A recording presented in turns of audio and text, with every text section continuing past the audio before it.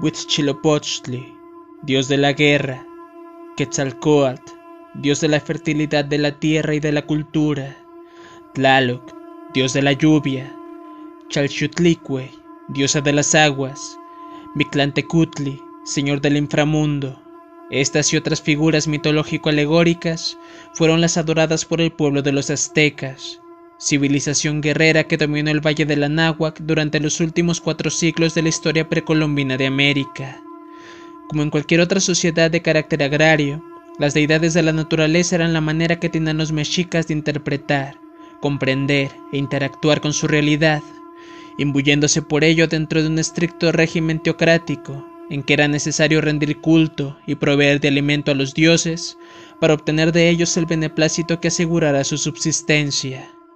Siendo además una sociedad impregnada profundamente por las expresiones artísticas, herederos de más de casi 30 siglos de desarrollo de la cultura mesoamericana, no es de sorprender que fuera en el arte donde encontraran uno de los principales medios para manifestar su sistema de creencias, siendo especialmente la escultura uno de los mejores vehículos de que disponemos para conocer la configuración estética que prestaron los mexicas a las representaciones materiales de sus divinidades. Es por ello que durante los siguientes minutos nos dedicaremos a conocer a las principales deidades mexicas, algunos de sus mitos más conocidos, la concepción azteca de lo divino, las representaciones escultóricas de dichas deidades y las principales nociones técnicas de la escultura mexica.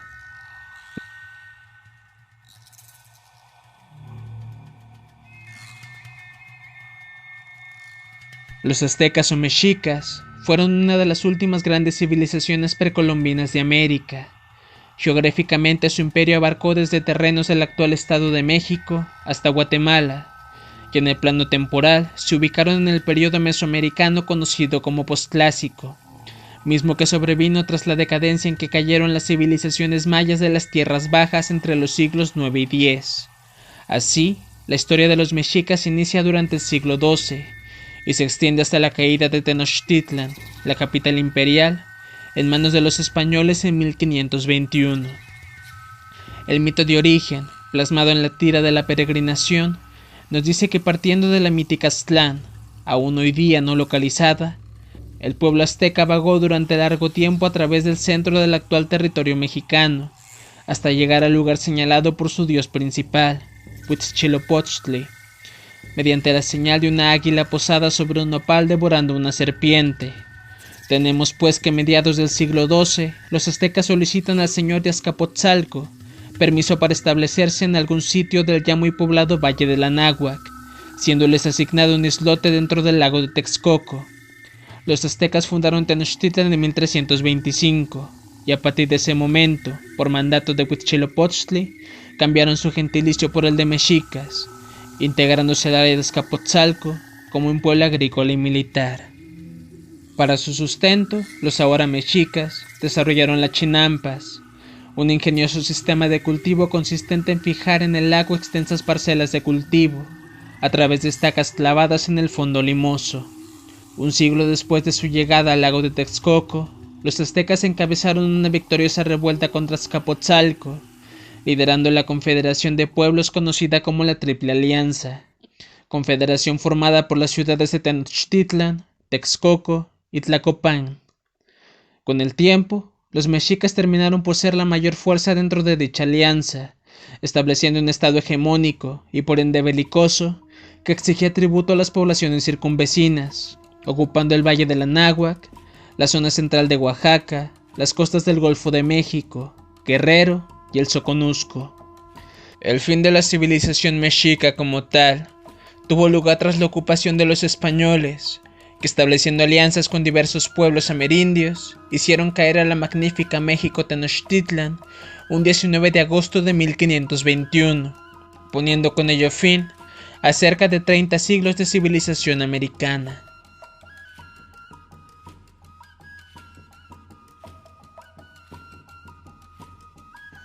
Gran parte de la mitología mexica ya existía antes de la llegada de estos al Valle de México. Lo que ellos hicieron fue asimilarla y ubicarse dentro de ella, esto con el fin de adquirir un rostro frente al complejo crisol de sociedades que ocupaban ya el Valle del Anáhuac. Al asimilar esta mitología, ellos cambiaron la configuración de sus propios dioses, tratando de colocarlos al mismo nivel de los antiguos dioses del panteón nahua. De esta manera, elevaron a sus dioses tutelares, Huitzilopochtli y Coatlicue, al nivel de las antiguas deidades, como Tlaloc, Quetzalcóatl y Tezcatlipoca. Los aztecas se consideraban como el pueblo elegido por el sol, es decir, su dios principal Huitzilopochtli, y eran los encargados de garantizar su recorrido por el cielo, alimentándolo. Este sentimiento fue reforzado por la reforma social y religiosa de Tlacaelel, bajo el reino de los emperadores Itzcoatl, Moctezuma I y Axayacatl, a mitad del siglo XV. El mito de creación del mundo de los aztecas expande esta idea. Las religiones prehispánicas se formaron a través de una lenta evolución y asimilación de los dioses prehispánicos de culturas anteriores, no tanto como seres de poder ilimitado, sino muchas veces como encarnaciones de las fuerzas de la naturaleza, con personalidad humana. Por ello, varios estudios prefieren traducir el concepto prehispánico de Teotl como señor y no como dios. Los tlatimines, sabios nahuas, trataron de dar un poco de orden a esta multitud de dioses.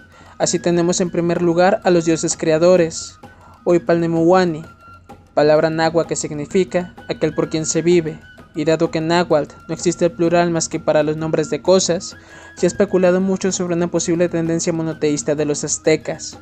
Aunque esta interpretación puede estar originada por la influencia monoteísta occidental, al no valorar la importancia en la cultura náhuatl del concepto de dualidad creadora. Los dioses creadores eran en primer lugar Ometeotl, el principio de la dualidad creadora, que a su vez engendraba en sí mismo como origen y efecto a Ometecutli, elemento masculino de origen, y Omecihuatl, elemento femenino de origen. A partir de ellos surgían 4 elementos rectores principales: Tezcatlipoca, señor del espejo negro, y Quetzalcóatl, la serpiente emplumada, creadores del mundo; Tlaloc, señor del agua, y Ejecatl, señor del viento, proveedores de la lluvia y de la vida. Otro nombre que se le daba a estos dioses es Tloquenahuaque, el inventor de sí mismo o el señor de ser que junto. La mayor parte de la poesía náhuatl que sobrevive usa estos nombres para referirse a los dioses creadores. Después estarían los dioses patronos, que eran los encargados de vigilar a cada pueblo. Según una antigua leyenda, cuando los grupos nahuas, las tribus nahuatlacas, salieron de Aztlán, cada una de ellas llevaba consigo un bulto sagrado que contenía las reliquias de su dios patrono. Huitzilopochtli era el dios patrono de los mexicas, pero ellos también respetaban los dioses de los otros pueblos. Junto al templo mayor construyeron un templo especial para los dioses patronos de todos los pueblos conquistados, de manera análoga al panteón romano. Existían asimismo dioses dedicados a cada profesión y aspecto de la vida, como Xipetotec, Nanahuatzin y Tlazolteotl. También existían algunos dioses de origen familiar, pero se sabe poco de ellos. La mayoría de estos dioses son anteriores a los aztecas o mexicas, y son compartidos por los demás pueblos nahuas u otros de las cercanías.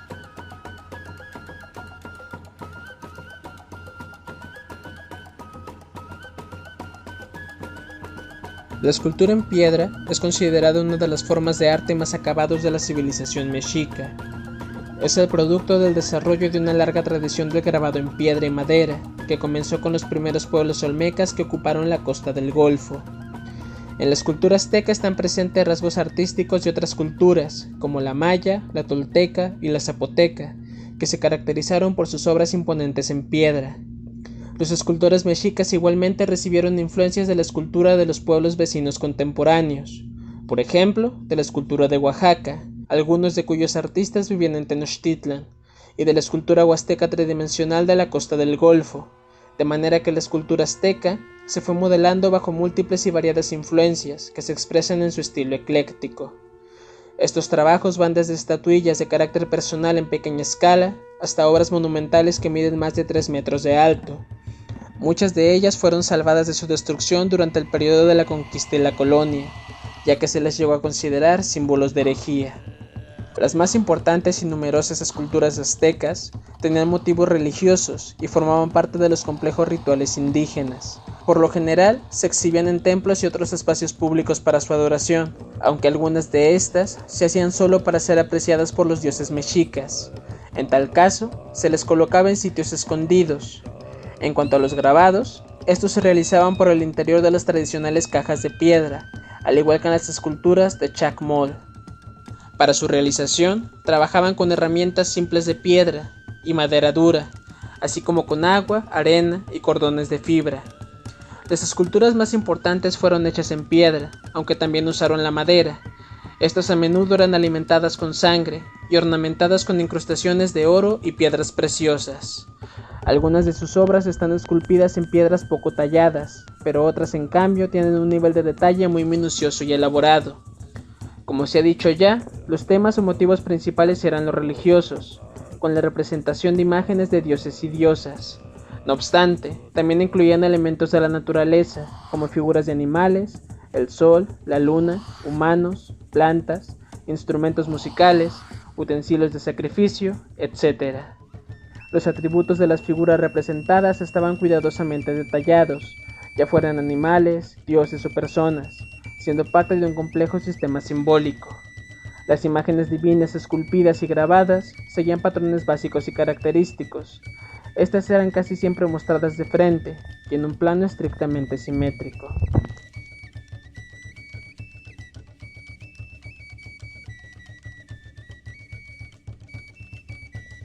Dentro del sistema de creencias mexica, los dioses de la muerte eran aquellas deidades que de una manera u otra se relacionaban con el acto luctuoso, ya sea propiciándolo, abrazando dentro de sí a los cuerpos sin vida de los mexicas, presidiendo los diferentes lugares ultraterrenos a que eran destinadas las almas según su tipo de muerte, o incluso guiándolos a través de su camino hacia estos lugares. Debido al principio de dualidad tan presente dentro de las culturas mesoamericanas, tenemos que algunos dioses, considerados como de la vida, también podían ser deidades de la muerte. Tal es el caso del dios Tlaloc. Los dioses de la muerte, por lo tanto, no son figuras precisamente negativas, sino parte del ciclo natural y continuo de vida y muerte concebido por la cosmovisión mexica.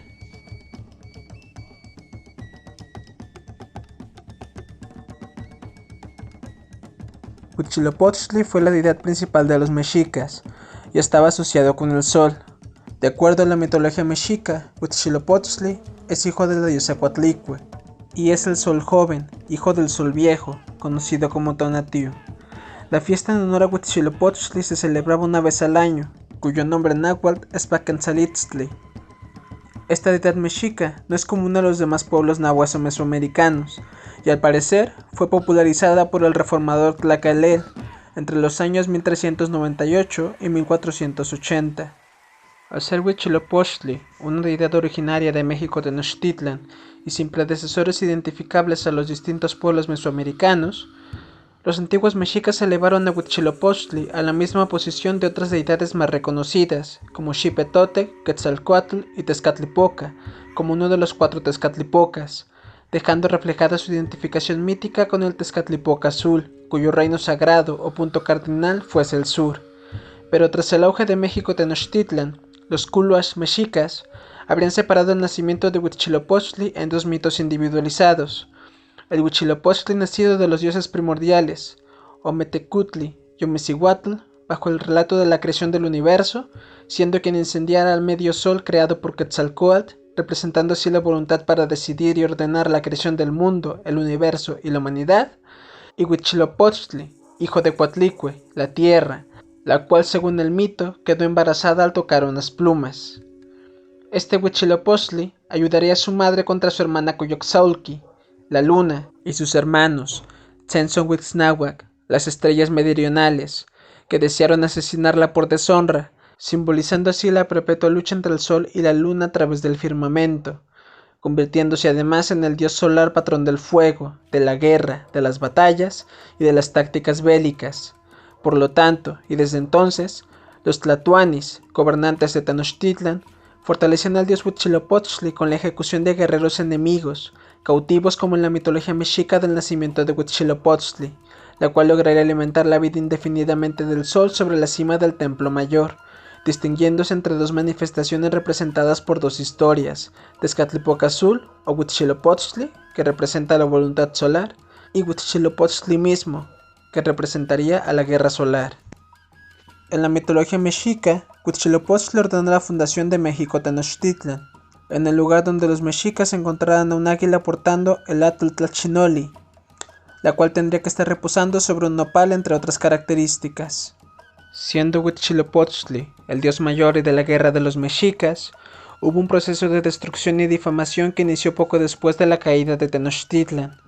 Las primeras imágenes reportadas en documentos eclesiásticos, enciclopedias, códices coloniales y demás documentos se basan en gran medida en descripciones en tratados religiosos e imágenes de la Edad Media, donde los dioses mesoamericanos eran representados como las representaciones europeas del demonio judeocristiano medieval. En estas imágenes los dioses mesoamericanos son descritos con la apariencia y comportamiento de demonios, realizando actividades asociadas a la maldad en la religión europea, como el sacrificio, la lujuria, el canibalismo, entre otros.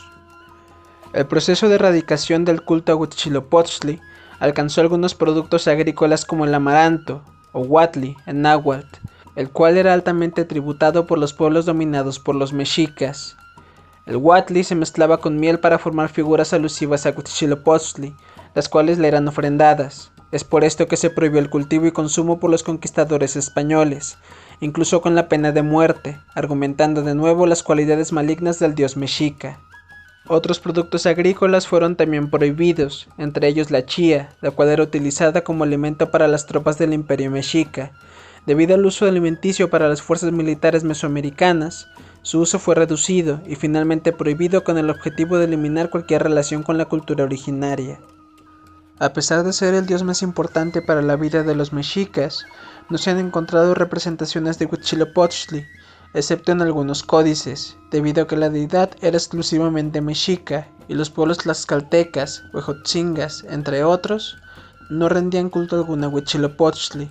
En los centros ceremoniales, los braceros o incensarios ocupaban un lugar preponderante en el desarrollo de los ritos.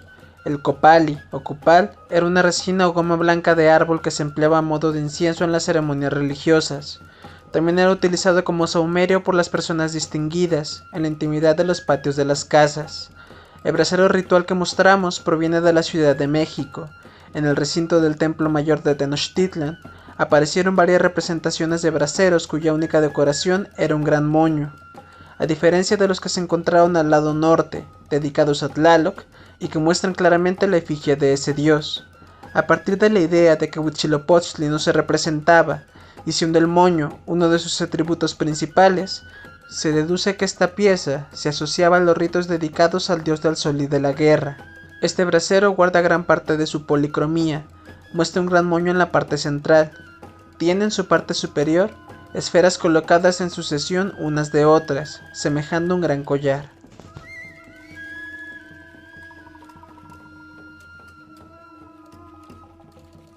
Como conclusión, podemos afirmar la importancia del estudio de los mitos y dioses mexicas para comprender su cosmovisión y comportamiento social. El historiador de las religiones rumano, Mircea Eliade, nos dice que es necesario entender los mitos como historias reales, ya que lo fueron para las sociedades de que provienen, y ellos conformaban modelos morales y prácticos para los integrantes de las mismas. Integrar a los estudios de la sociedad mexica su concepción de la vida como un ente dual, reflejada tan evidentemente en la configuración de sus dioses, nos ayuda a comprender los dramáticos contrastes que caracterizan una sociedad agraria y militar que mientras por un lado floreció en la cultura, el conocimiento y las artes, por el otro practicó continuamente la guerra ritual y los sacrificios humanos.